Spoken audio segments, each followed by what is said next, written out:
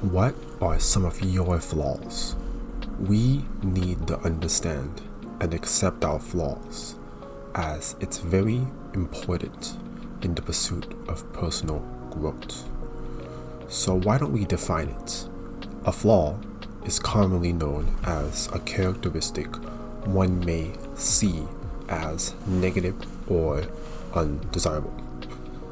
To mention a few, let's say in some instances, you may find yourself being a perfectionist, where you strive for ultimate perfection, where every single sentence, detail, or whatever you're reading or working on needs to be right with pinpoint accuracy at the expense of overexerting yourself and pushing yourself beyond reasonable limits, or more commonly, overthinking in general, where you could be stuck in the step of imagining and envisioning so many different scenarios, and you don't even realize that you are frozen. You are stuck at the process of being stuck, and you're not even able to do anything about it. We need to accept and acknowledge our flaws. Everyone in this world has their own round of flaws, issues, or concerns that they are all dealing with, individually, family-wise, or as a group. There are a lot of ways to address flaws, more than one could explain. Luckily, I have simplified it to keep things nice and easy. The first step, and most likely the most important step, we as human beings need to accept and acknowledge the flaws that we have.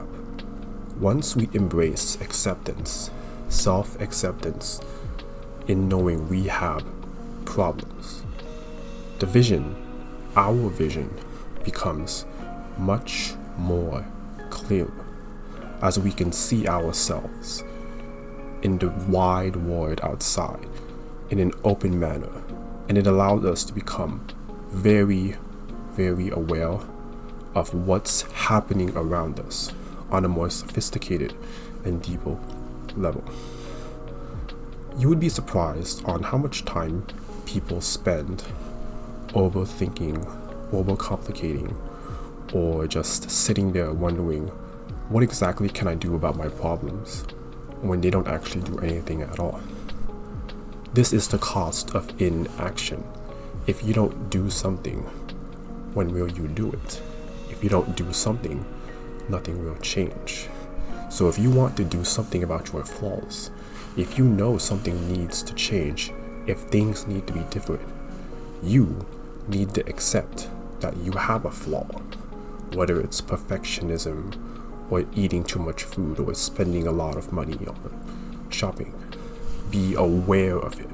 Be aware of the impact of your actions and all of the feelings and potential things that you are doing with this flaw, how it's affecting yourself and other people.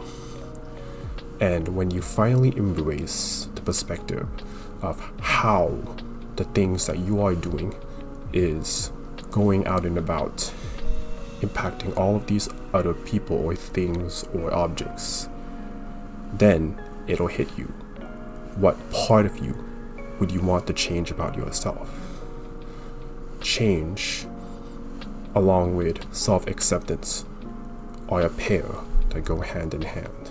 If you want to change, you have to accept yourself, not just your physical body. You have to accept the weight that comes with it, and the problems and the flaws that are burdening with you. You have to face them head on.